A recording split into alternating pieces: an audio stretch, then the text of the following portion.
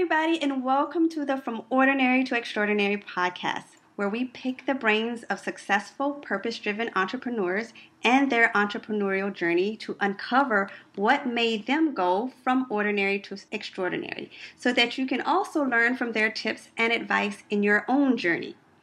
And today we have the pleasure of talking to Elena Nikolova, or the Muslim Travel Girl. And her mission is to help people travel the world in style without breaking the bank.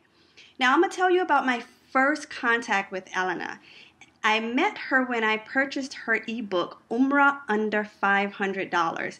And for those of you who are listening who are not sure what Umrah is, it's a religious trip that Muslims take to the holy city of Mecca. It's sort of explained as a mini pilgrimage. And the only way that most people can go for Umrah is if they purchase a travel package through a travel agency. And these packages tend to range anywhere from $1,000 for a 3-star package to, I've seen them up to $3,000 for a 5-star package, and it doesn't include airfare. So you still have to pay airfare on top of that. This can add up really quickly if you have a large family. And even if you're going alone, it's still quite an expense. And most people, and a lot of people, can't always afford the expense. So when I saw her ebook, I decided, well, I'm planning to go for Umrah, and I would like to go for under $500. And I purchased it thinking, how could this even be possible? But I purchased it anyway. And within a few months, my husband and I both were able to perform our Umrah. We took a side trip to Turkey for 5 days. We flew business class there and back, and we did it all, including food, hotel, airfare. We did it all for less than what it would have cost us to purchase one package.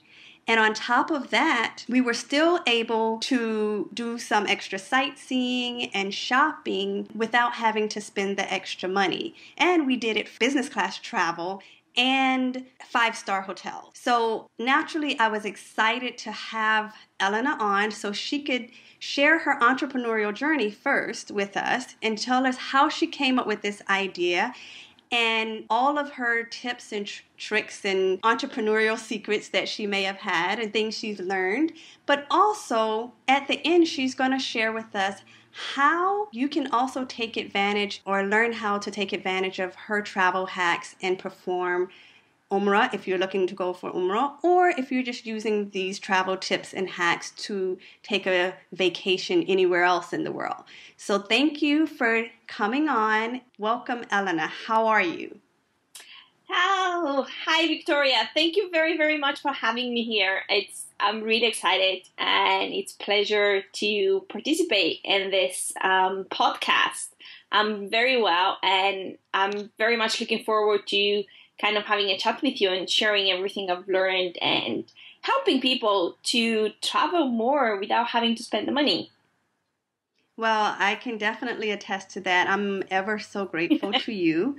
And before, we're going to talk about how our listeners can take advantage of this. But first, we want to get into your entrepreneurial journey, because the first thing that attracted me to you, you're a businesswoman, was the ad itself. It had a clear deliverable. It was Umrah under $500. And for anyone who knows Umrah, they know that sounds impossible. So it caught my eye right away. I jumped on it, took advantage of it, and I was able to see the results. So I'm interested in your entrepreneurial journey. Like, how long have you been in the travel business? So I started Muslim Travel Girl kind of as a fun way to communicate with my friends, because many of them are asking me, well, how do you get to travel so much and do all these things? So instead of asking and talking to people and answering questions 10 times a day of exactly the same nature, somebody suggested to start a travel blog. Reluctantly, I did. And basically, Muslim Travel Girl was born. I didn't expect it to grow so much, but I've been in the travel industry pretty much my whole life. It's been my passion, traveling. I blame my mom. I think she gave me the travel bug, and I just can't get enough of it. I just love traveling.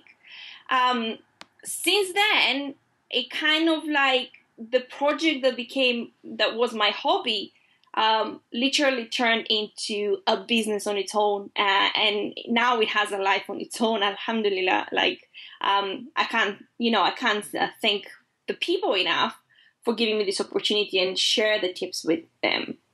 My entrepreneurial journey started at a very, very young age. I've always been into business. My mom had a couple of businesses herself. She was a businesswoman.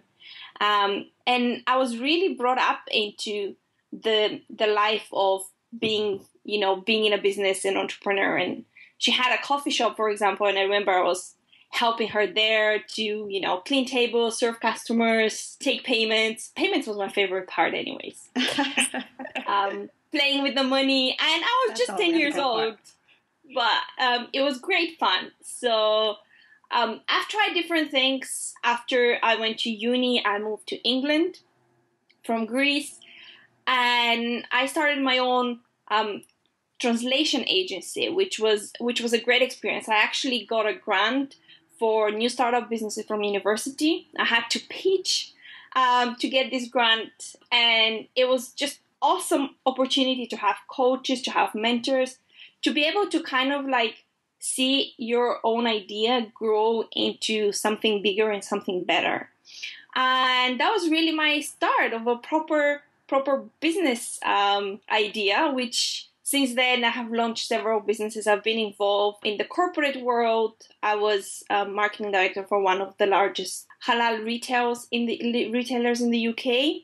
And yeah, really it's just been an awesome way of learning new skills.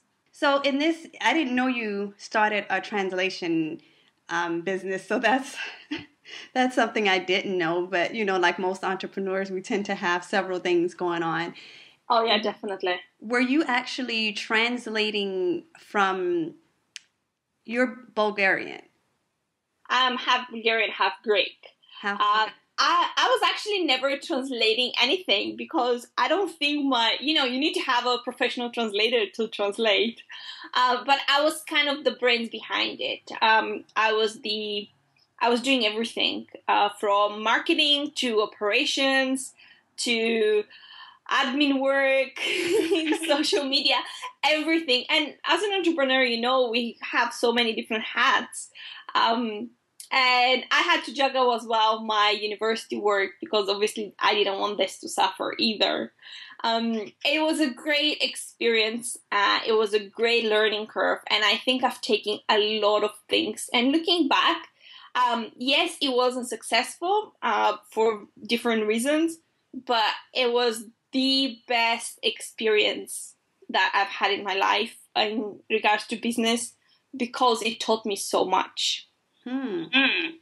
So what would you say I don't know how many entrepreneurial projects you've started, and I don't think we have time to probably even go through them all, or not projects started, but been involved with. What would you say was your biggest challenge to date? Trial or challenge? Wow. I think personally, there is no failure. So I like that you use trial or challenge rather than failure or lesson, because there's always lessons you can learn.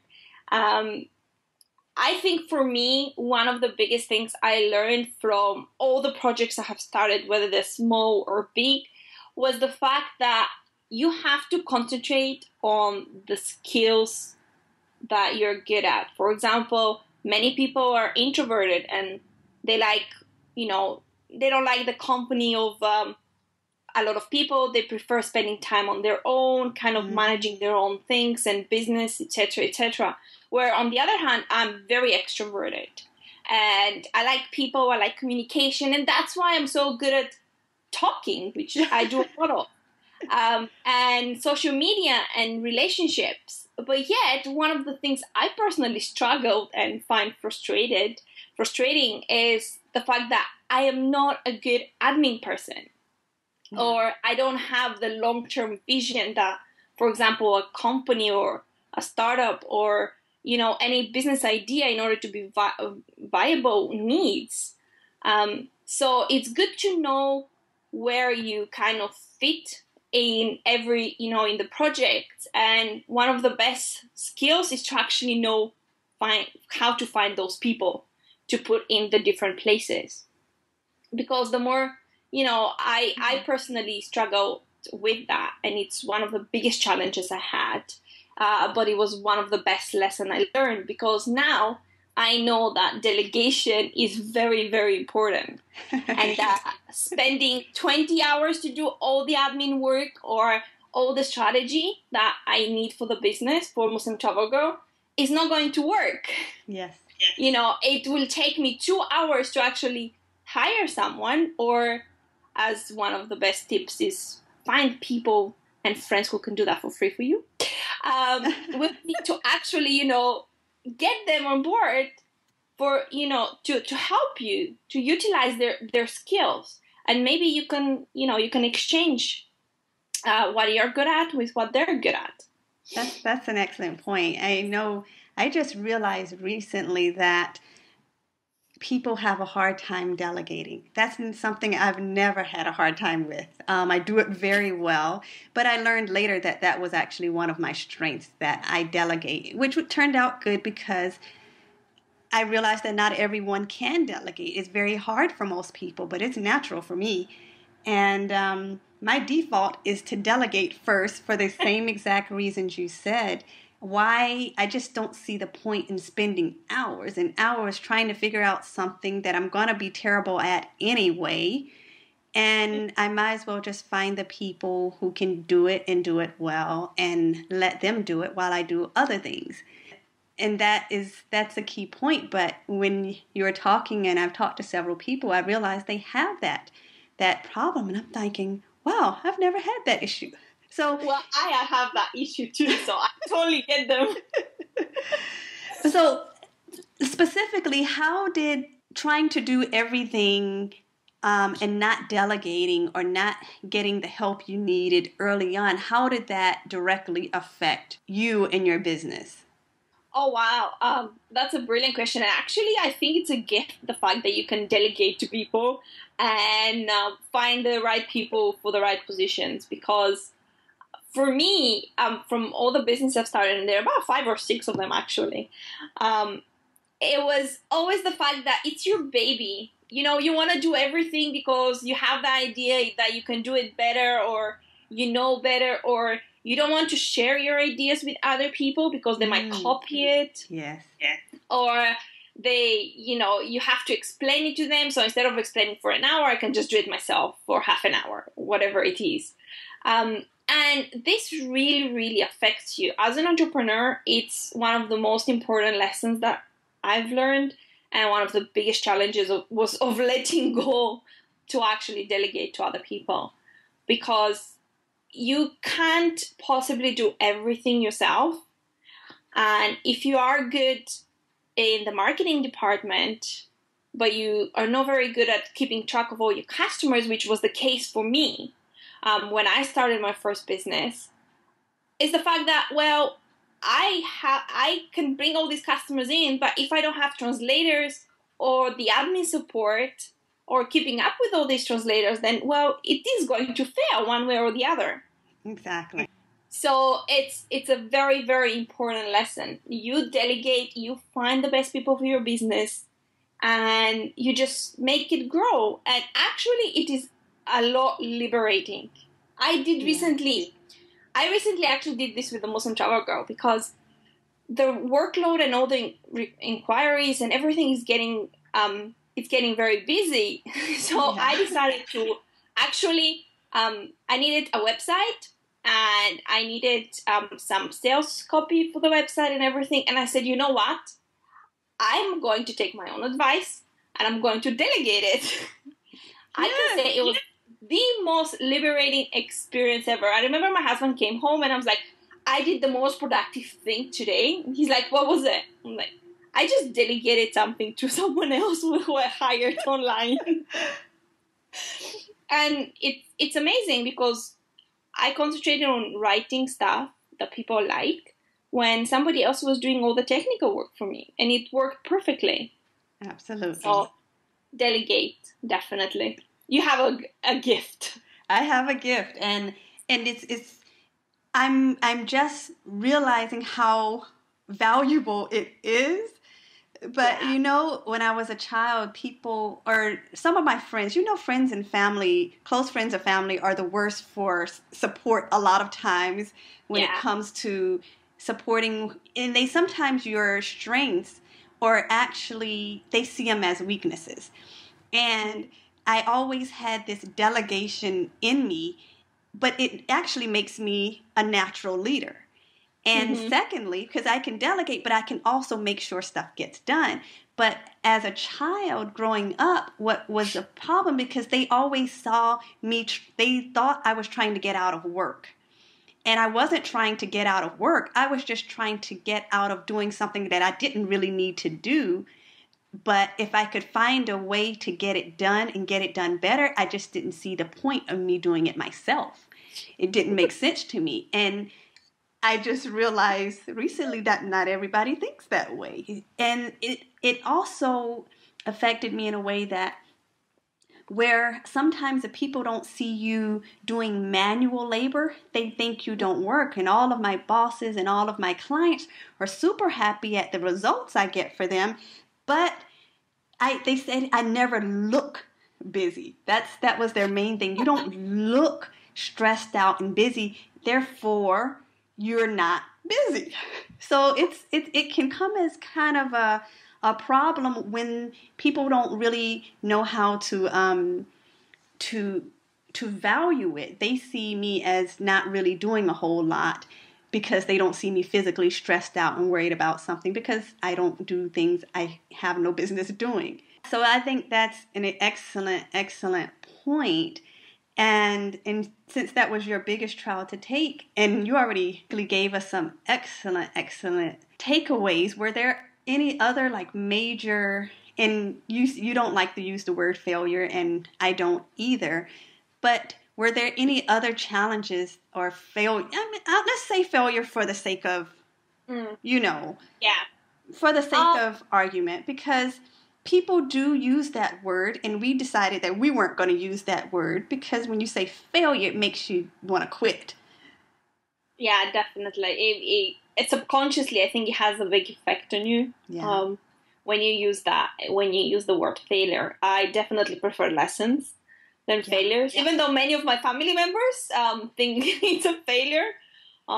Because of all my ideas and all the things I get to do, and then I drop something else and I start something else, which is natural part of my personality, I guess, as well.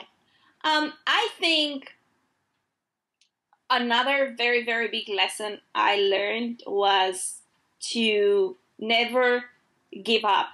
Because after this failure or lesson, whatever it is, at the beginning, it does feel as a failure, no matter what you do. You're going to feel stressed. You're going to feel, disappointed. You will want to quit. Just, maybe my mom or my husband or my boss, they're right. Just stay where you are. Do what you do, 9 to 5. And, life will pass you by. So my biggest frustration or, kind of lesson that I learned was to not give up. If you have a dream, follow it. Even if it fails to an extent that, you think that I can't take it anymore, take a break and then go back. If it doesn't work, perfect. Start something new. But always see the lesson in that failure. Yes. Because sometimes we just get stuck to the mountain of problems and we don't see the small window that actually, you know what you have done have taught you 10 times. And I think it was Thomas Edison that said, I didn't fail 1,000 times. I just found 1,000 ways that don't work. Yeah. Exactly. I love that quote. Yeah, but one thing that he found that was working perfect made him a massive legacy. Exactly. So it is important. Don't see your failures as failures. See them as lessons. And I know it sounds very cliche, But look back at whatever you have decided to start or whatever you have started and it has failed. See the lessons. Maybe in my case, it was knowing myself better, delegating things to other people, and having the courage to actually stand up and start again. Yes. Because many people get disheartened and they just give up. They give up on their dreams and then they go back to 9 to 5 or they go back to being unhappy. And life is short. Yes. Yeah, I think that's a major challenge. It's how to stick with it, especially when you have people close to you. And I hear it quite a bit. And people complain with my own family or my own friends, or they're not supporting me. And I think it's important to realize that they love you, but at the same time, they don't know you. I mean, they know you better than other people will know you. So some people are going to be, if someone doesn't know you as well, they're going to be a whole lot more patient. They might hear one of your 1,000 ideas, and you're the creator type. So creator types have a lot of ideas, and so I'm pretty sure a lot of people tell you that, oh, you're flaky. You have one idea today, and then tomorrow you got another idea. And family, they hear it all the time. So it kind of gets in family and friends, close friends. And I have some creator tendencies. I mean, I have ideas, but I'm not one of those who are constantly firing. And I think what most people don't understand is that's your brilliance, that you have all of these ideas. You can't, your mind is just so brilliant when it comes to coming up with ideas. It takes a lot for people to appreciate that for what it is. But you're not supposed to be carrying all of them out. You're supposed to have them. Well, I find that actually the more I started to grow as an entrepreneur, the less I put the family, I started sharing less with my family, for example, because after comments of, oh, that's another idea? Okay, so how is this one gonna go? Or why do you want that? Just go and get a job. Actually, my own sister told me that. Just go and get a job and, forget all these things. And now, 3 years later, she's 10 years older than me. 3 years later, she's asking me how she can start her own business. And that shows that sometimes people change, but don't hold the opinion of your family members. And I know it hurts a lot because I've pretty much heard everything. Don't hold them to, because we hold them to a higher standard. So just know that your biggest supporters might not be your family when you start up. And that's totally fine. As long as you find other people and you surround yourself with positivity, then hopefully they will come on board as well at some point. Yes. When you're making money and yeah, exactly. When you're making money and you're taking your parents on holidays, which, I'm doing currently with my mom, and she loves me to bits now. Yeah, I mean, we all know they love you, and it's just, it's family. They love you. They care about you, but they want what's best for you. They just don't know that this is what's best. You just have to find your own path. So so if you're having these family members that have this, appreciate that this is their own particular genius. They have ideas, but their mind fires so fast that they have them. They just don't have the capacity to implement. So it's a way to appreciate someone's natural genius as opposed to putting anything. I think if we had an understanding, we could do a little bit better at that. But, we get what we get, and, they are there for us at the end of the day. Yeah, so definitely. With all of this, what's some advice that you would give to anyone starting out? Start out for starters. That's the advice. That's the advice. Start out. I think I have about 2 or 3 advices I want to give to people, just because there's so many lessons as an entrepreneur you can learn. The first and the hardest is to actually start out. we have all these ideas, but sometimes we don't implement them. We think one day. And for me, when I started a year and a half ago with Muslim Travel Girl, it was, I think I spent about 3 months just thinking about starting a blog. I wasn't even thinking that it will be what it is today. I was just so scared that, you'll be criticized or somebody might not like it. It's out there for the public. But when I pressed that press button and it went public, it was the first kind of sense of achievement, that your work is out there. So don't be afraid to actually start out. Whatever your idea is, whatever your plan is, just take one step at a time. And the first step is to obviously get it off the ground, get your idea, whether that's pressing a button on a website or discussing and making a plan and a strategy or talking to a friend about it. Whatever it is, just do it. Because for me, that was, it's always the biggest step. Excellent. Yeah. I think my other advice that I would give to someone was, don't forget that you are an entrepreneur, but you're also a human being. And as entrepreneurs, we do wear all these different hats. You have a family as well to take care of, and you have yourself to actually take care of as well. So don't forget to self-care, because you're the most important person in your life. And in order to be successful, you have to be there, So self-care would be my other very, very important lesson I would share. Structures.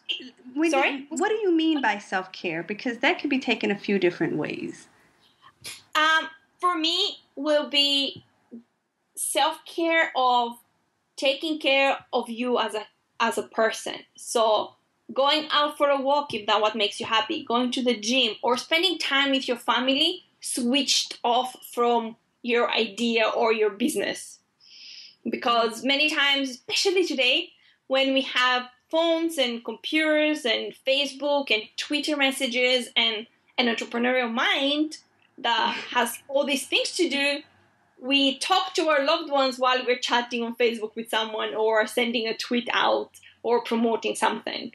So it will be important to do what you love, just to recharge your own batteries. So the next day or the next week, you can go and, be productive to your work as well.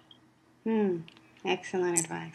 So I think we discussed it, Victoria, in the past few days about my self-care routine, which was just letting myself have the right to not feel very productive without feeling guilty, which was very important for me.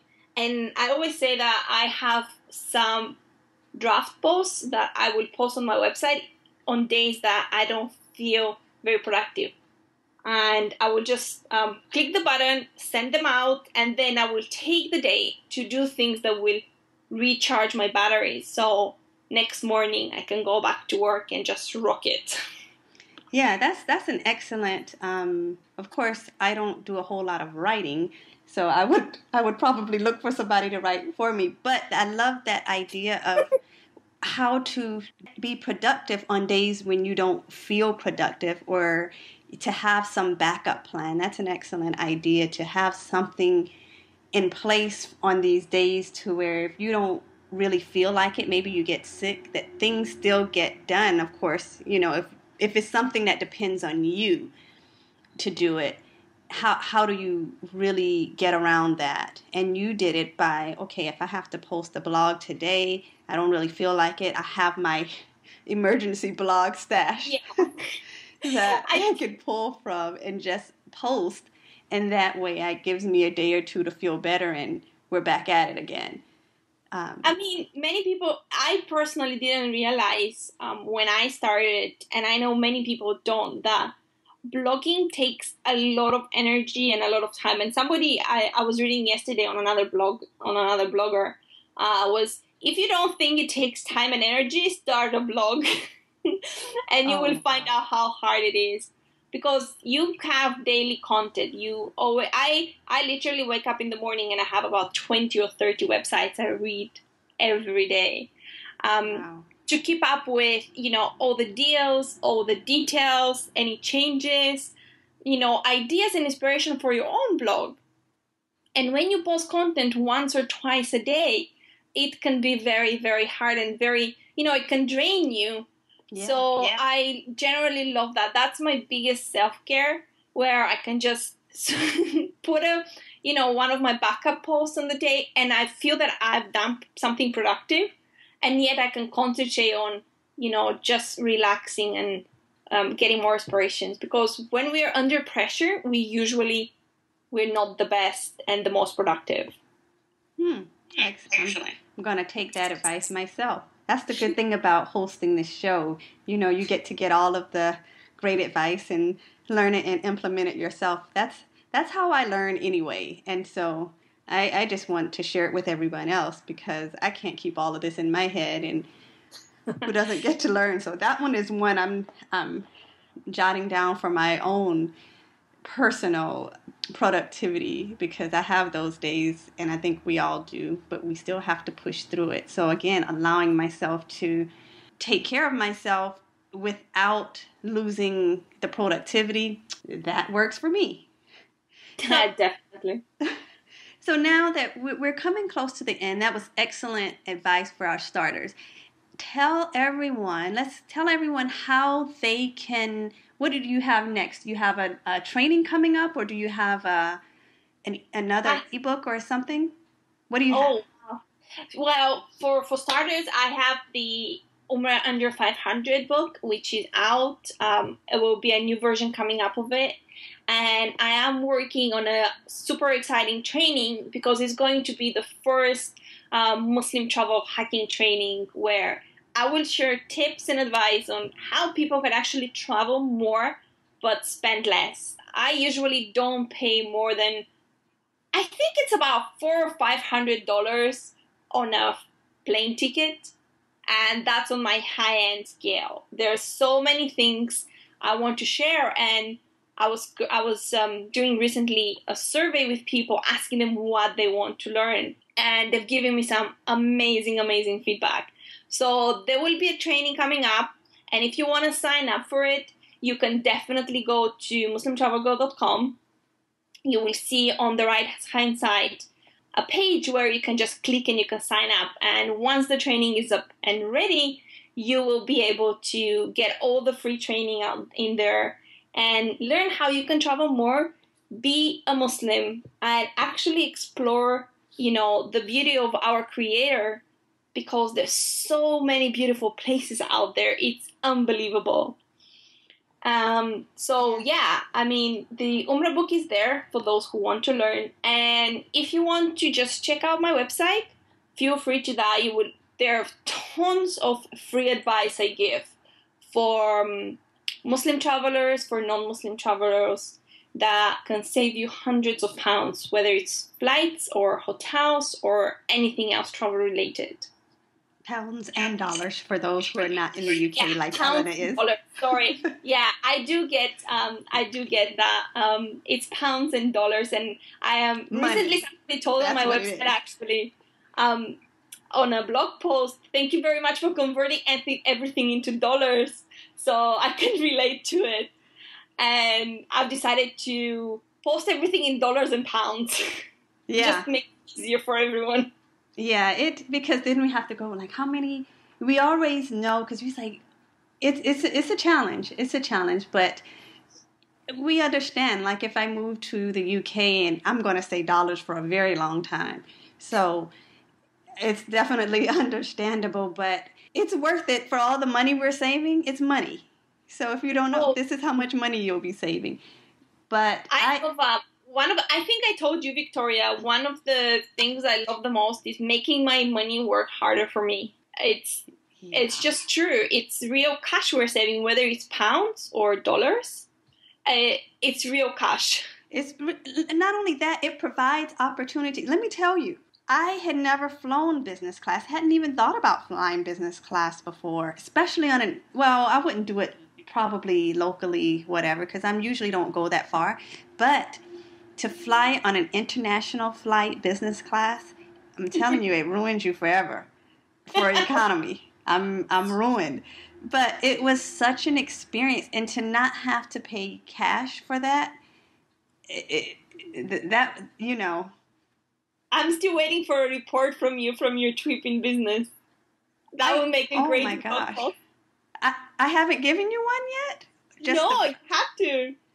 Oh, man. Well, I have plenty of pictures and everything to share with you. I'll share them with you later, but I know one of the airlines, I don't think you've flown yet, but you will after I show you these pictures, and it was just amazing.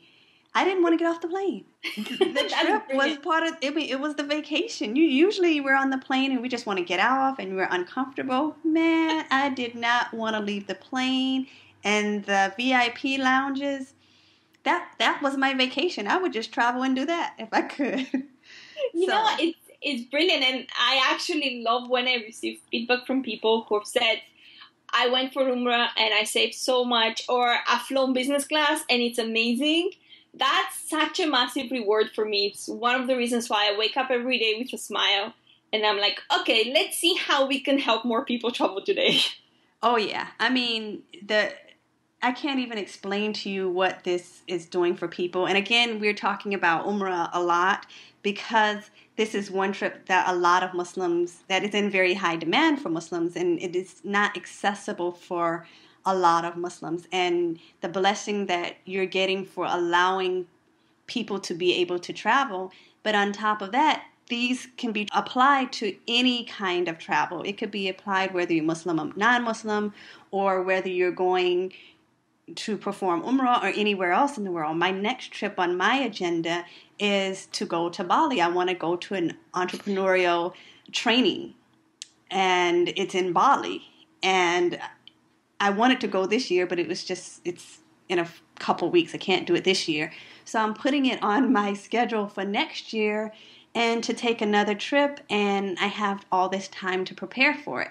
So I'm definitely super excited. So MuslimTravelGirl.com, Muslim or not, still read the blog, take the information and tips. It's just that it's tailored right now for this particular project. I think is tailored for Muslims who are trying to go for Umrah, but the tips apply regardless.